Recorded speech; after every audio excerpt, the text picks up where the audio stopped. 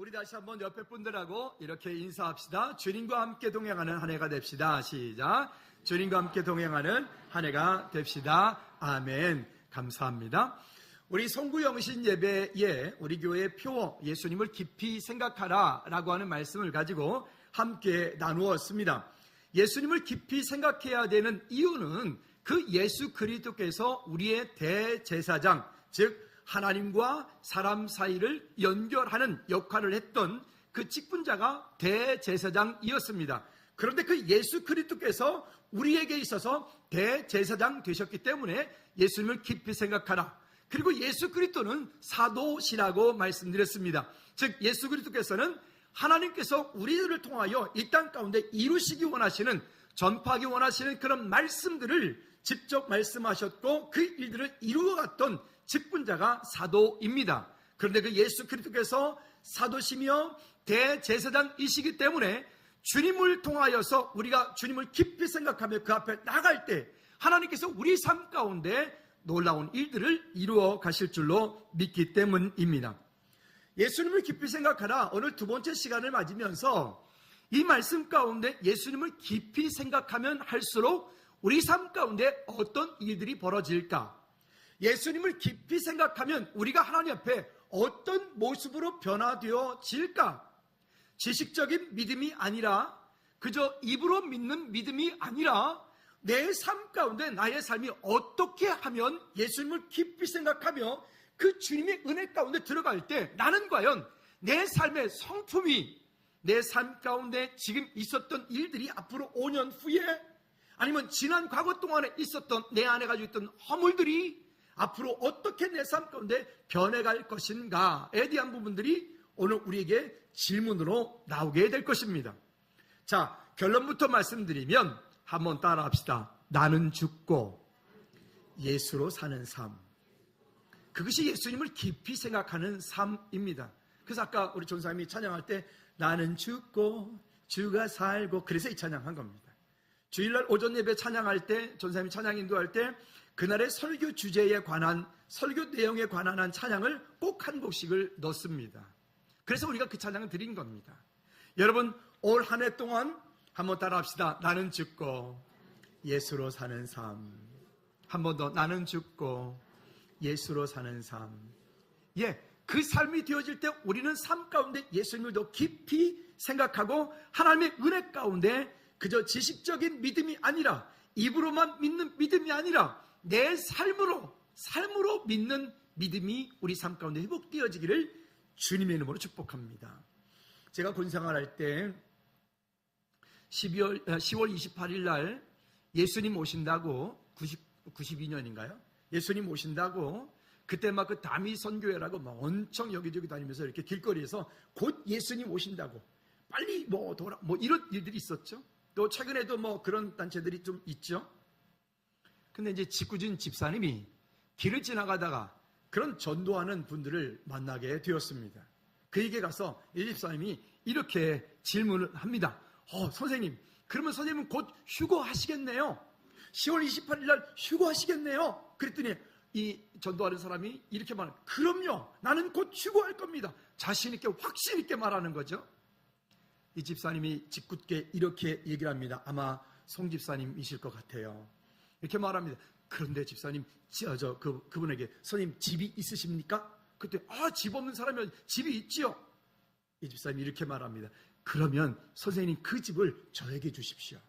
저는 아직 집이 필요하거든요. 왜냐하면 당신은 곧 휴거할 거기 때문에 집이 필요 없으니까 그 필요 없는 집 저한테 주시고 가시고 저가 쓰다가 나중에 가겠습니다. 이 사람은 어떻게 됐을까요? 아마 36개 정도는 하지 않았어도 어쨌든 도망갔을 거로 여겨집니다. 여러분, 여러분들이 믿고 있는 예수님이 정말 참 하나님이시라고 믿는다면 우리 마음속으로, 우리 삶을 땅에서 중심을 다해서 우리 크게 아멘 합시다. 아멘입니까? 우리가 믿는 예수님이 그저 종교적인 하나님이 아니라 우리가 믿는 예수님이 그냥 어떤 한 신 같은, 그런 세상에 많은 종교 같은 그런 하나님이 아니라 우리가 만난 예수 그리스도는 지금 우리와 함께 하시는 분, 내 삶 가운데 나의 모든 것들 전 인격적으로 나를 이끌어 가시는 분, 그 예수 그리스도에게 내 삶을 방향 맞추고 정말 예수 그리스도가 내 인생의 모든 문제 해결자다.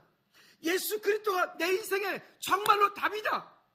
이것이 우리 삶 가운데 믿음으로 고백되어진다면 여러분들 기도하는 그 기도대로 우리 삶 가운데 우리가 그렇게 했으면 그 기도한 대로 여러분들 삶으로 살아내시기를 주님의 이름으로 축복합니다.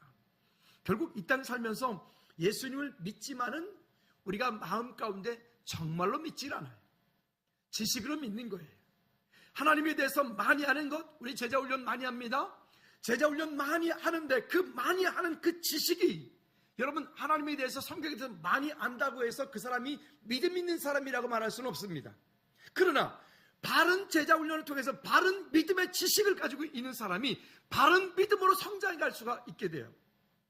이곳에 있다 보면 많은 분들이 와서 상담을 하게 됩니다. 상담을 하다 보면 저는 어떤 교회 권사예요, 저는 어떤 교회 장로예요, 저는 어떤 교회 안수집사님이에요, 이렇게 얘기를 합니다. 근데 이야기를 하는 가운데 제가 참 안타까운 마음들이 있는 게 뭐냐면, 그러면 예수님이 어디 계십니까? 라고 제가 이렇게 아주 직설적인 질문을 던집니다. 여러분들에게 똑같이 지금 질문을 던지고 싶습니다. 여러분, 예수님 어디 계십니까? 이렇게 대답이 없을 수가. 제가 지금 놀라려고 그래요. 다시 묻습니다. 여러분, 예수님 어디 계십니까? 예, 그렇게 질문하면 많은 사람들이 저 천국이에요. 또요, 어디예요? 저 목사님 마음속에요. 아니면 또 교회예요. 그럼 제가 거꾸로 물어요. 권사님 마음속에는요? 잘 모르겠어요. 만약 하나님께서 지금 당신을 부르신다면 천국 갈 수 있습니까? 라고 질문하면 아직 글쎄요. 여러분, 다시 질문합니다. 여러분, 지금 하나님께서 여러분들을 부르신다면 여러분 지금 천국 당당하게 가실 수 있습니까? 그런 뻔뻔함은 어디서 나왔습니까? 예, 말씀에서 나왔습니다. 내가 누구라고요? 하나님의 자녀라고요. 할렐루야. 이런 분명한 믿음의 고백을 가지고 우리가 이 땅을 살 때 우리는 세상을 향해서 어려움이 올 수 있겠죠. 올 한 해 살아가는 동안에 분명히 우리 삶 가운데 어려움은 이미 기다리고 있을 거예요. 어려움이 없기를 기대하지 말고 그런 어려움과 시험과 그런 갈등들을 통하여 하나님께서 여러분들에게 말씀하시기 원하시는 하나님의 계획을 발견하고 믿음으로 승리하는 저와 여러분들 되기를 주님의 이름으로 부탁을 드립니다. 자, 그렇다면 첫 번째는 예수를 깊이 생각하라. 즉, 왜냐? 나를 위해 십자가를 지신 분이 누구시기 때문에요? 예수 그리스도이시기 때문에. 여러분, 여러분들의 죄는 다 용서 받으셨습니까? 받을 예정입니까? 지금 받는 중입니까? 따라합시다. 뻔뻔하게 합시다. 나의 죄는 이미 용서 받았다. 우리는 뻔뻔해질 수 있는 거예요. 담대하게.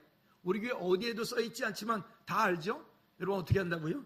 하나님 앞에서 뻔뻔해지는 거예요. 담대해지는 거예요. 그냥 제가 웃자고 뻔뻔해지자고 하는 거고요. 실제로 우리 삶 가운데 정말 주님 안에 있으니까, 그리스도 안에 있으니까 담대한 거예요. 여러분 승리하시기 바랍니다. 세상에 그 어떤 것이 나에게 와서 나를 무너뜨리려고 한다 할지라도, 세상에 마귀 사단이가 내 속에 와서 나를 무너뜨리려 한다 할지라도 거기에 두려워할 것 하나도 없어요. 나는 누구 자녀라고요? 하나님의 자녀라니까요. 믿으시면 아멘. 그렇다면 그 하나님의 자녀 되어진 그 권세와 그 능력을 가지고 담대하게 세상을 향해서 예수 그리스도 이름을 외치고 여러분들을 향해서 어렵게 하고 힘들게 하는 그 마귀 사단을 예수 이름으로 대적하여 박살내기를 주님의 이름으로 축복합니다. 왜? 예수님을 깊이 생각하는데 그 예수 그리스도께서 내 안에 계시기 때문에 그렇다는 것이에요. 자, 왜 우리가 그런 근거를 가지고 있느냐? 3절 말씀 다 같이 한번 읽어보도록 할까요? 3절 말씀에 보면 시작. 무릇 그리스도 예수와 합하여 세례를 받은 우리는 그의 죽으심과 합하여 세례를 받은 줄을 알지 못하느냐? 여전히 내가 살아 있어요? 여전히 내 안에 원망과 불평과 시기와 음란과 질투가 있어요? 그건 여전히 내가 살아있기 때문에 그래요. 여러분 세례 받으셨죠? 세례 받으실 때 어떻게 세례 받으셨어요? 정말 죽는 줄 알았습니까?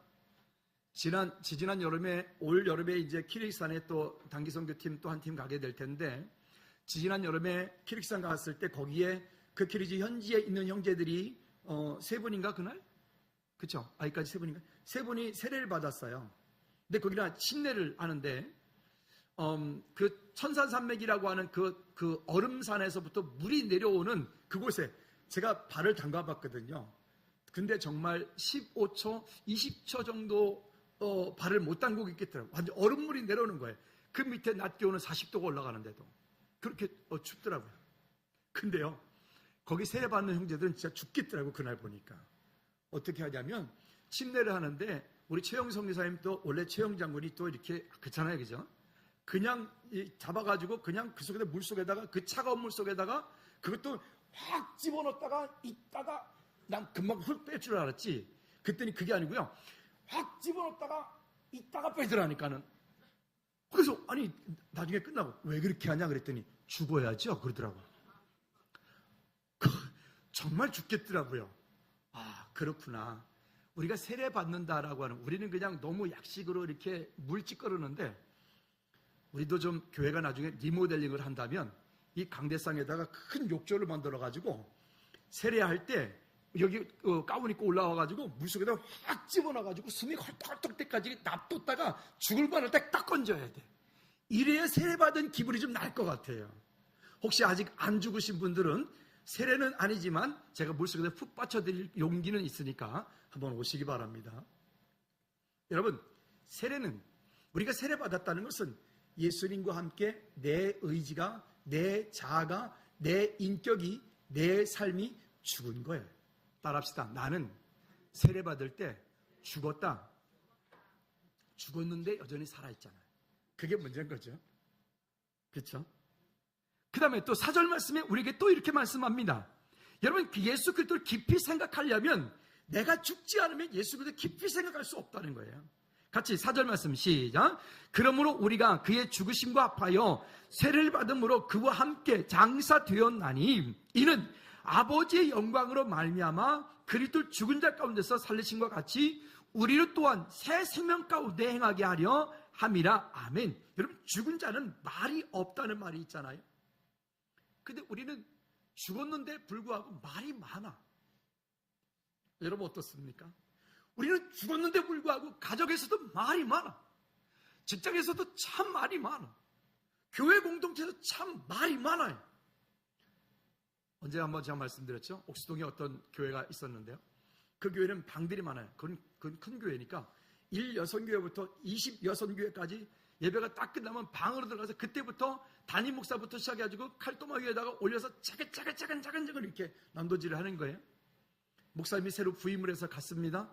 한 3년 지내보니까 도저히 저 방 때문에 안 되겠는 거예요. 그래서 그 같은 공감을 하는 건축하는 장로님이 계셔서 장로님을 이렇게 불러서 그 당에 올려봐야 얘기해봐야 이건 합의가 될 사항이 아니니까 쫓겨날 각오로 목사님께서 장로님 불러 얘기를 합니다. 장로님 우리가 주일날 딱 끝나고 나면 문 딱 닫아놓고 월요일날 새벽에 아예 그냥 이 장비 들여가지고 싹 다 부셔버립시다. 그리고 넓은 카페로 동네 사람들 다 이용할 수 있는 카페를 만들어버립시다. 장로님이 오케이. 목사님하고 저하고 이 교회에서 쫓겨날 각오로 합시다. 그리고는 진짜로요. 그 장로님께서 건축하시는 분이니까 장비와 사람들을 들여가지고 그 1층을 싹 다 부셔버리고 그 일주일 사이에 카페를 만들어버렸어요. 할렐루야. 안 하시네. 아멘. 성도들이 주일 왔더니 깜짝 일주일 사이에 도대체 이게 어떻게 된 거예요? 그리고 그 교회가 열려지고 나니까 동네 사람들에게 열려지고 성도들의 마음이 열려지고 방으로 들어가지 않고 함께 교제하다 보니까 교회가 그때보다 지금 더 많이 성장했다고 합니다. 여러분, 내가 죽지 않으면 내가 있는 공동체가 항상 힘들어요. 내가 죽지 않으면 내가 속하여 있는 그곳에 감사가 찬양이 회복되어질 수 없어요. 오늘 성가대 찬양 드린 거는 제가 꼭 불러달라고 했어요. 제가 주문을 했습니다. 주와 함께 가리라. 아골골짝 빈들에도 복음 들고 가리라. 아멘 안 하시네. 여러분 올 한 해 우리 주님과 함께 가기를 주님으로 축복합니다. 그렇게 하기 위해서는 우리가 주님을 깊이 생각해야 됩니다. 주님과 함께 나를 날마다 못 받고 주님과 함께 나를 날마다 그 십자가 아래 나를 죽이지 않고는 여전히 내가 살아서 나를 주장하면 내 속에서는 맨날 더러운 소리밖에 안 나가고 썩은 소리밖에 안 나가고 그런 행동밖에 할 수가 없기 때문에 그렇습니다.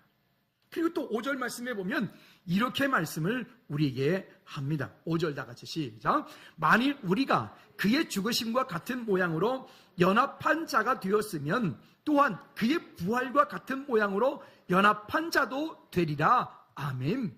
우리가 예수 그리스도의 죽으심과 함께 연합한 자가 되었다. 이걸 좀 다른 말로 하면 접붙인다라고 말을 해요.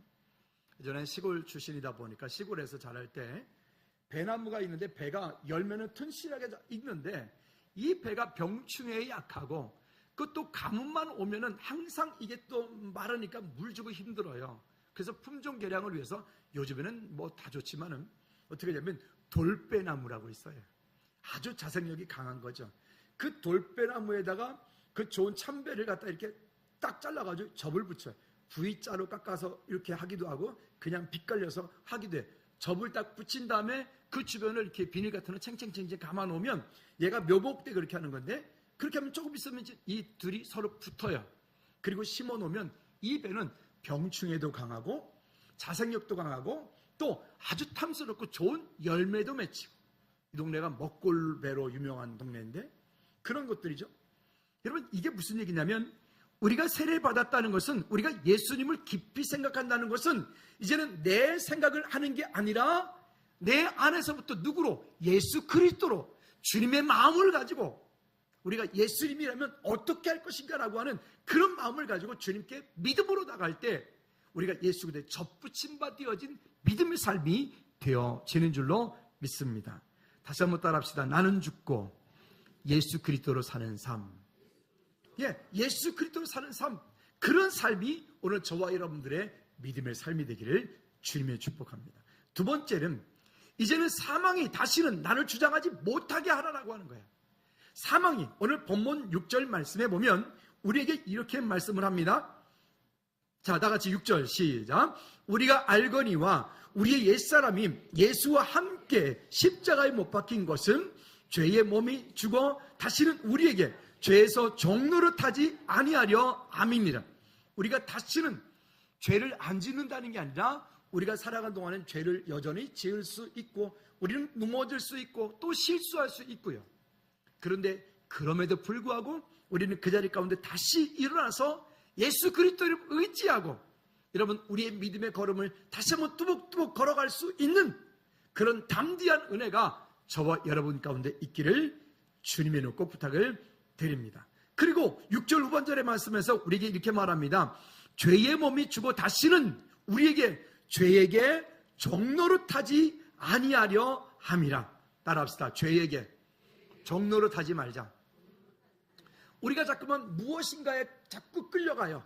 어떤 분은 물질에 끌려가요. 어떤 분은 명예에 끌려가요. 어떤 분은 이 땅 가운데 하나님 기뻐하시지 않는 어떤 일에 자꾸만 끌려가요. 그러다 보면 자기도 모르게 거기에 종노릇하게 되어 있고 그 종노릇하는 것들이 어느 날 자기의 인생을 완전 망하는 자리까지 우리를 가게 만드는 겁니다.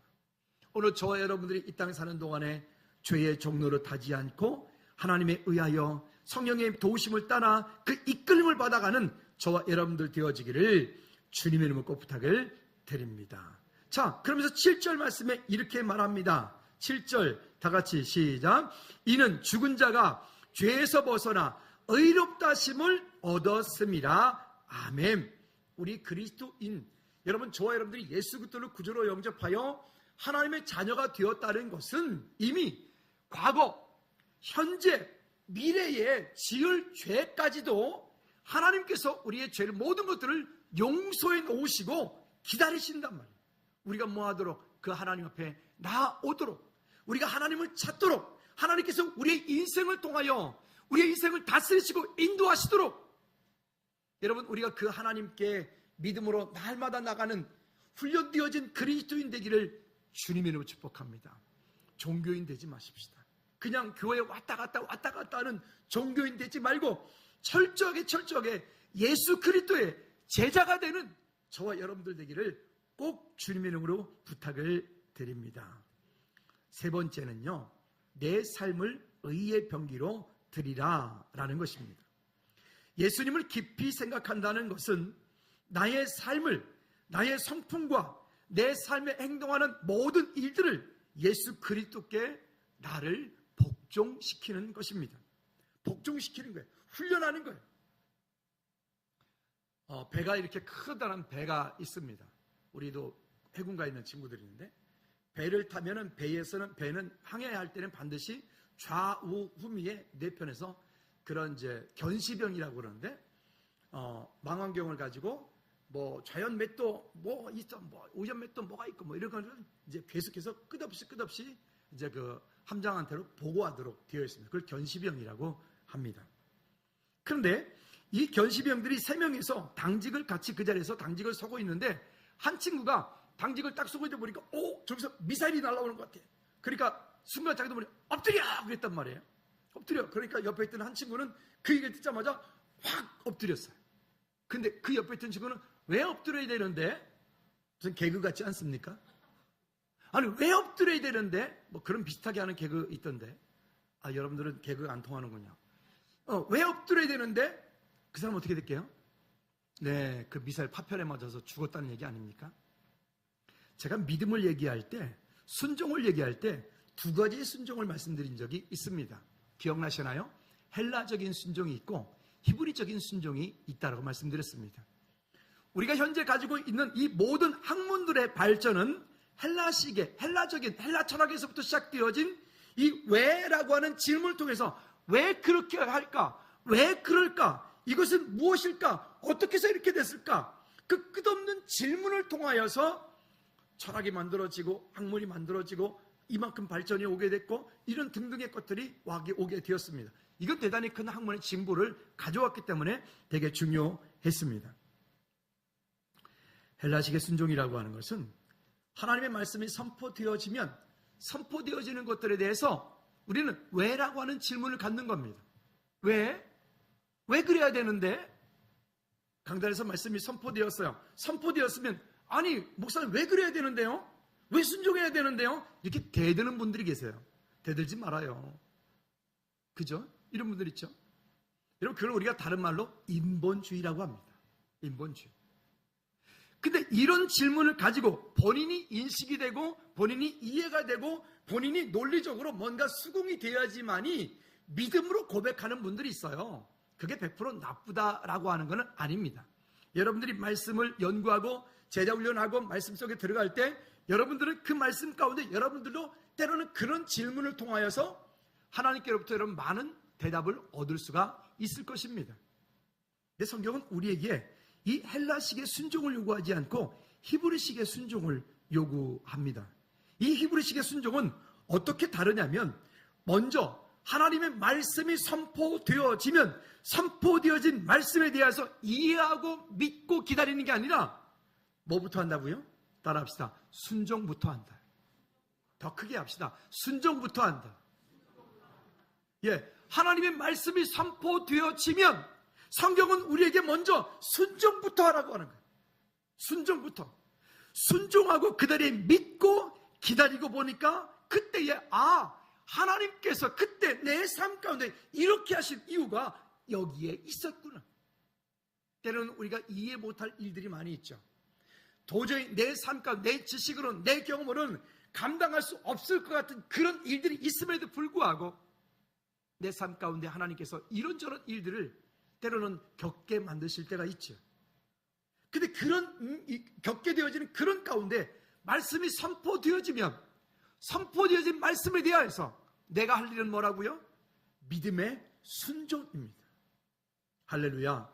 우리 안에 그 믿음의 순종을 통하여 하나님을 깊이 경험하는 저와 여러분들 되어지기를 주님의 이름으로 꼭 부탁을 드립니다. 그 대표적인 사람이 아브라함입니다. 아브라함을 가만히 보면 이거는 이해가 되지 않는 일이에요. 도저히 자기가 계산도 안 하고 생각도 안 했던 곳인데 자기의 고향, 부모, 친척들을 다 떠나서 내가 내게 지시할 땅으로 가라. 그 땅을 갔어요. 나중에 그 자녀를 또 얻었습니다. 그렇게 귀하게 얻은 아들을 번제를 드려라. 거기에 혹시 여러분 말씀 읽다가 아브라함이 하나님 왜 드려야 되는데요? 그런 질문 보셨나요? 그렇게 하지 않고 아브라함은 즉시로 뭘 좋은 일이라고 아침 일찍이 일어나서 그것도 그 아들에게 장작댐을 지워가지고 그 번제하는 곳까지 그 아들을 데리고 가는 거예요. 여러분, 이게 히브리식의 순종입니다. 근데 우리가 결론을 이미 알고 있습니다. 여러분, 그 번제를 드리라고 했던 이 사건은 하나님께서 그러면 이삭을 어찌게 하자는 게 아니었죠. 결국 누구를 위한 일이었습니까? 그 아브라함과 이삭을 위한 일이었어요. 여러분, 때때로 우리 삶 가운데 감당할 수 없을 만큼의 큰 어려움이 찾아올 때도, 때로는 내 삶 가운데 정말로 생각지도 못하는 큰 축복과 그런 큰 은혜가 내게 다가올 때도 교만할 필요도 없고 그렇다고 너무 기죽을 필요도 없습니다. 왜? 하나님께서 그 일들을 통하여 내게 하실 일이 무엇인지를 구하고 하나님께 나아갈 때 하나님 우리 삶 가운데 놀라운 은혜들을 부어주실 줄로 믿기 때문에 그렇습니다. 지난 금요 찬양 예배 시간에 설교 제목이 있었어요. 이런 설교 제목인데 한번 볼까요? 시작. 그러니까 감사. 그게 다시. 그러니까 시작. 그러니까 감사. 그런데도 감사. 그럴수록 감사. 이게 여성시대의 어떤 애청자가 보낸 글귀랍니다. 여성시대. 있잖아요. 근데 가만히 생각해 보니까 우리 얘기 아닙니까? 지금 힘들고 어려우니까 감사. 지금 시험 가운데 갈등 가운데 있으니까 감사. 지금 내 삶 가운데 하나님이 어떤 무언가를 일을 행하고 있고 계시기 때문에 그럴수록 감사. 여러분, 그 예수 그리스도를 깊이 생각하는 사람들에게는 이 감사가 정말 감사가 될 것이고 이 축복이, 이 은혜가 진짜 축복과 은혜가 될 줄로 믿습니다. 우리의 삶을 다시 한번 하나님이 기뻐하시는 의의 병기로 저와 여러분들이 가지고 있는 모든 것들을 주님을 향해서 올려드릴 수 있기를 주님의 이름으로 축복합니다. 자, 13절 말씀에서 우리에게 쉬운 성경으로 이렇게 말씀을 하고 있습니다. 13절 쉬운 성경으로 다 같이 한번 읽어보도록 하죠. 또한 시작. 또한 여러분의 몸을 불의에 행하는 도구로 죄에게 내어주지 말고 죽은 자들 가운데서 살아난 자들답게 여러분의 몸을 의를 행하는 도구로 여러분 자신을 하나님께 드리십시오. 아멘. 몸을 불의를 행하는 도구로 사용되지 말고 내어주지 말고 죽은 자들 가운데 살아난 자들답게. 우리가 옛날에 죽은 자들 가운데 있었잖아요. 불신자들 가운데 있었잖아요. 예전에 우리도 죄 지었던 그런 모습 가운데 있었잖아요. 지난번에 남녀성교 어디 갔을 때 어떤 집사님께서 그러시더라고요. 술이 다 떨어지면 이날엔 술병을 비틀었다고. 비틀면 거기서 한 바구니 나오셨다고. 그죠? 근데 참 너무 놀랍고 감사한 것은 그때 그랬는데 지금 이 은혜의 자리에, 언약의 자리에 우리가 있다는 거예요. 우리 옆 사람한테 이렇게 축복합니다. 당신은 하나님의 최고의 걸작품이십니다. 시작. 여러분들은 하나님의 최고의 걸작품이십니다. 아멘입니까? 우리는 그렇게 하나님의 최고의 걸작품들입니다. 또 14절 말씀에 쉬운 성경으로 이렇게 한번 읽어보도록 하죠. 14절 말씀 쉬운 성경 시작. 여러분은 율법 아래 있지 않고 은혜 아래 있으므로 죄가 여러분에게 왕노릇할 수가 없습니다. 아멘. 이제는 사단이가 우리 마음 가운데 와서 우리를 힘들게 하고 네 같은 것이 무슨 목사야, 네 같은 것이 무슨 장로야, 네 같은 것이 무슨 권사야 이렇게 말해도 여러분 담대하게 뻔뻔하게 뭐라고 하라고요? 그래 맞다, 난 죄인이야. 근데 예수님이 나를 위해 십자가에 피 흘려 돌아가셔서 사단아 꺼져. 아멘. 담대하게 그것을 향해서 여러분 죄를 지으란 말이 아닙니다. 아까 우리 말씀 읽었죠? 그럼 죄를 지으란 말입니까? 아닙니다. 죄를 지으란 얘기가 아니라 담대하게 그 문제를 가지고 오는 문제를 향해서 예수 그리스도로 대적하여서 우리가 예수님을 깊이 생각하는 자리에, 승리하는 자리에 저와 여러분들이 있기를 주님이 놓고 부탁을 드립니다. 한번 다시 한번 따라합시다. 예수 그리스도 이름으로 명하노니 사단아 물러가라. 아멘. 그럼 사단이가 이럴지도 몰라. 까불고 있네, 기도도 하는 것이, 이럴 수도 있어요. 실제로 제가 옛날에 전도사 때 무당집에 전도하러 갔더니 무당이 그러더라니까요. 천안보살, 민병원 무당 아줌마가 날더러 전도사가 돼가지고 기도도 안 하고 가서 나 전도사를 말도 안 했는데 진짜 영험하지 않습니까? 제가 복음을 몰랐으면 깨갱깨갱했을 거예요. 근데 저도 지금 생각하면 참 용해. 제가 이렇게 말했어요. 아유, 보살님 대단하시다. 정말 맞다. 나는 기도도 안 하고 진짜 뺀질대는 전도사다. 우리 전사님들은 아니에요. 그런데 오늘부터 죽을 때까지 나는 기도 안 해도 천국 가는데 당신 죽을 때까지 금식하고 기도해도 지옥 가지 않느냐. 제가 그랬다니까요. 그랬더니 그 무당 아줌마가 은혜를 받았는지 커피 타다 주더라고요. 여러분, 이게 내가 누구인지를 모르면 당하는 거예요. 혹시 여러분 집에 들어가셔서 어떻게 여러분 생활하시나요? 혹시 여기 남편분들 집에 들어가셔서 아내 무서워가지고 그냥 조용히 들어가지고 여보 저 배고픈데 밥 좀 주셔도 될까요? 혹시 이러세요? 앞에 계시는 저분은 뭐 차려드려야 될 것 같은데 혹시 그러세요? 아니요. 그죠? 우리 아이들 진다. 이렇게 멋있는 청년들이 돼가지고 왔어요. 집에 가서 배고프면 뭐라 그러죠? 나 여름에 뜨거워 더워 막 들어가자마자 뭐 여기 한 번 치고 여기 펑개 치고 막 들어가서 막 샤워하고 뭐 그러면서 엄마! 집사님 뭐라 그래요? 밥 줘. 밥값 했니? 밥값 안 했잖아. 근데 안 했는데 밥값도 안 하고 돈도 안 냈는데 남들에게 그런 이유가 뭐야? 그치, 엄마니까. 우리 집이니까. 아멘. 여러분요, 속지 말아요. 올 한 해 동안에 살아간 동안 우리 앞에 분명히 여러 가지 어려움들이 올 거예요. 즐거운 일도 올 거예요. 여러분 생각지도 못했던 자리에 여러분들이 큰 하나님의 은혜를 받을 거예요. 그렇다 해서 너무 괜히 또 목에 기부스 빳빳하게 해가지고 저처럼 말이죠. 에이씨 교만하면 안 돼. 이런 소리 들으면 안 된다니까요. 이게 저희가 이쪽으로 이전에 왔을 때 지금부터 14년 전에 제가 공사하는 데가 되게 힘들었거든요. 그때 사람도 없고 혼자 막 이렇게 할 때인데 이제 너무 힘들어가지고 벤치에 요 앞에 교회 앞에 앉아가지고 잠깐 쉬었어요. 쉬고 있는데 웬 술 취한 사람이 대낮에 지나가면서 혼자 막 교회를 보더니 뭐 예수님 찬양도 부르고 뭐 내게 강간태명도 부르더니 날들어 이러게 에이씨 교만하면 안 돼. 그런 거 좀 깜짝 놀랐어요. 주변 돌아보니까 나밖에 없는데. 그래서 깜짝 놀라서 계단을 그때 제가 세면푸대 20kg 그거 들고 내려올 때 계단을 내려오다 말고 갑자기 그 마음이 괜히 있죠. 이상한 거예요. 그 내려놓고 여기 맨 앞자리에 와가지고 여기도 아니고 요 자리에 앉아가지고 하나님 방금 그 술 취한 사람이 교만하다 했는데 저 교만한가요? 제가 이렇게 물었다니까요. 근데 교만 정도가 아니라 기부스랬더라고요. 제가. 여러분 때때로 우리 삶 가운데 전혀 생각지도 못했던 곳에서 하나님께서 어떤 말씀을 주실 때도 있어요. 그러니까 말씀과 기도와 환경과 교회를 통해 일하시는 이 분명한 일들을 우리가 믿음으로 보고 아까 말씀드렸던 것처럼 히브리적인 사고를 가지고 왜?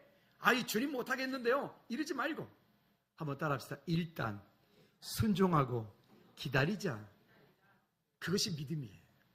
그것이 예수님을 깊이 생각하는 겁니다. 할렐루야. 여러분 주일 아침에 오늘 이 자리에 올 때 여러분 어떻습니까? 오셔야 될 이유보다 안 오셔야 될 이유가 더 많지 않습니까? 날도 춥고 귀찮고 그죠? 요즘에 그래서 집에서 TV 틀어놓고 예배드리는 그런 가난한 성도가 참 너무 많다 그러네요. 죄송하지만 그건 예배가 아닙니다. 인격적이지 않잖아요. 승리하시기를 주님의 꼭 부탁을 드립니다. 자, 그러면 순종의 종으로 의에 이르라 라고 16절이 우리에게 이야기를 하고 있는데요. 먼저 15절과 16절을 쉬운 성경으로 한번 같이 읽어보도록 하죠. 순종의 종으로 의에 이르라. 기억하십시다. 자, 다 같이 그러면 어떻게 해야 할까? 시작. 그러면 어떻게 해야 하겠습니까? 우리가 율법 아래 있지 않고 은혜 아래 있다고 해서 죄를 짓는다는 말입니까? 절대로 그럴 수는 없습니다. 여기 분명히 말합니다. 그럼 우리가 율법 아래 있지 않기 때문에 그러면 이제는 나는 죄를 져도 되냐? 그러면 이제는 세상 가운데 술도 먹고 담배도 피고 그냥 내 마음대로 살아도 되냐? 여기 성경에 분명히 뭐라고 얘기합니까? 따라합시다. 절대로 그럴 수는 없다. 우리가 혹시 살다 보면 실수로 혹시 살다 보면 원치 않는 어떤 일 때문에 그럴 수는 있다고 합시다. 근데 그것이 상습범이 되면 안 돼요. 우리나라에 요번에 참 그 음주 술 먹고 자동차 사고 나면 감면해 주는 거 서로 바뀐 것도 너무 약해. 그것도 너무 약해. 또 정신적인 어떤 문제 때문에 뭔가 범죄하면 감형해주는 그것도 너무 약해. 왜요? 한 가정이 파괴되는 일이에요. 한 사람의 인생이 끝나는 일이에요. 여러분, 스스로 죄를 지으려고 죄를 짓는 것은 이건 아주 악한 사람이죠. 우리는 그 자리까지 가지는 않지만 그러나 우리도 죄를 지을 수 있다는 것입니다. 그러나 혹 죄의 자리에 있다 할지라도 여러분 스스로를 거룩하게 세상 가운데서라도 구별할 수 있기를 주님의 이름으로 축복합니다. 자, 16절 말씀에 이어서 이렇게 말씀을 합니다. 시작. 여러분이 사람에게 복종하여 여러분 자신을 그 사람에게 바치면 여러분은 그 사람의 종이 된다는 것을 알지 못하십니까? 여러분은 죽음에 이르는 죄의 종이 될 수도 있고 의에 이르는 순종의 종이 될 수도 있습니다. 왜 남녀가 청춘들이 만나서 사랑을 하게 되면 이렇게 말을 하더라고요. 나 이제부터 오늘부터 너의 종이야. 우리 여기 예비 청춘들 남녀들 미리 말하는데 그런 말은 하지 마. 절대 하지 마. 그 또 일이죠. 남자들이 이렇게 이런 생 거짓말을 합니다. 나랑 결혼하면 내가 절대 물 한 방울 안 마치고 너 그렇게 내가 이렇게 해줄게. 얘들아 100% 거짓말이야. 우리 청년들 그런 일은 없어. 그거 한 일주일은 갈지 모르겠는데 일주일 지나면 그다음부터 밥 안 한다고 뭐라 한다? 그러니까 그때 속지 말아요. 근데 보십시오. 왜 그런 말을 할까요? 그 말을 하는 그 당시에는 이 사람이 거짓말일까요? 아니요, 진심이에요. 맞는 말이에요. 근데 왜 그걸 지키지 못하는 거죠? 우리가 누군가를 아니면 무언가를 좋아해요. 하나님보다 먼저 좋아하는 우선하는 무엇인가가 있으면 우리는 그것의 종이 돼요. 하나님보다 물질을 먼저 좋아하면 그 물질의 종이 되고요. 명예와 권세를 좋아하면 그 명예와 권세의 종이 되고요. 그래서 우리가 하나님보다 우선하는 것들을 내려놓으란 말입니다. 여러분 혹시 여러분들을 지금 무엇인가가 묶고 있습니까? 여러분들 지금 무엇인가 여러분들 힘들게 하는 것들이 있습니까? 여러분 다시 한번 예수님을 깊이 생각하는 자리에 저와 여러분들 있기를 주님의 이름으로 꼭 부탁을 드립니다. 아멘. 그러니까 여러분은 죽음에 이르는 죄의 종이 될 수도 있고 의에 이르는 순종의 종이 될 수도 있다라고 말하죠. 이스라엘에 성지순례 갔을 때 선교사님 집에 잠깐 묵었었는데 그 선교사님 집에 액자에 이렇게 써 있어요. 그는 나를 위해 죽고 나는 따라합시다. 그를 위해 산다. 할렐루야. 우리의 삶의 목적입니다. 우리의 삶의 결론입니다. 저기 앞에도 써놨잖아요. 사람이 제일 되는 목적이 무엇이냐? 왜 산다고요? 더 쉽게 왜 사니? 라고 물으면 여러분 이렇게 담대하게 말씀할 수 있어야 돼요. 어떻게 한다고요? 하나님을 그 다음에 영원토록 즐거워하는 거예요. 그게 우리 삶의 목적이고 결론입니다. 이것을 위해서 우리는 오늘을 살아갑니다. 이제 말씀을 마무리하죠. 한 사람만 얘기만 하도록 하겠습니다. 우리가 믿음으로 산다는 것은 예수를 깊이 생각하는 것은 결국 예수로 사는 삶, 나를 죽이고 예수로 사는 삶이에요. 어느 시에 아주 부패한 그런 못된 시장이 있었습니다. 이 시장이 그 지역에 아주 유명한 화가가 있어서 그 화가에게 자기의 초상화를 300만 원에 그리기로 약속을 하고는 이제 초상을 맡겼습니다. 완성이 되었습니다. 이 화가가 시장님에게 시장님 다 그렸습니다 라고 했더니 시장이 그 300만 원이 아까워가지고 이게 어떻게 날 닮았냐고 이런 못된 그림 나는 전혀 안 닮았다고 이제 어거지를 쓰면서 그 값을 안 주려고 하는 겁니다. 이 작가가 지혜롭게 이렇게 말합니다. 시장님 그렇다면 이 작품이 이 얼굴이 시장님이 아니라고 여기다가 사인 하나 해주십시오. 그 시장에게 그 얼굴이 자기가 아니라고 사인을 받았습니다. 그리고 얼마 있다가 그 지역의 작가들이 연합해서 그런 개인전 같은 걸 열잖아요. 그런 전시회를 열게 되었습니다. 그리고 전시회를 열었는데 전시회 연 그곳에 이제 또 시장이다 보니 행사 축하하기 위해서 왔을 거 아니겠습니까? 딱 시장이 와가지고 쭉 돌아보는 가운데 거기 보니까 웬 그림이 하나가 떡하니 붙어있는데 사람 얼굴이에요. 근데 그 그림의 제목이 이렇게 되어 있는데 이 제목이 뭐냐면 뭐라고 되냐면 어느 도둑놈의 초상. 그림의 제목이 어느 도둑놈의 초상. 근데 그 그림이 누구겠어요? 여러분 다 아시는군요. 시장 자기 얼굴이에요.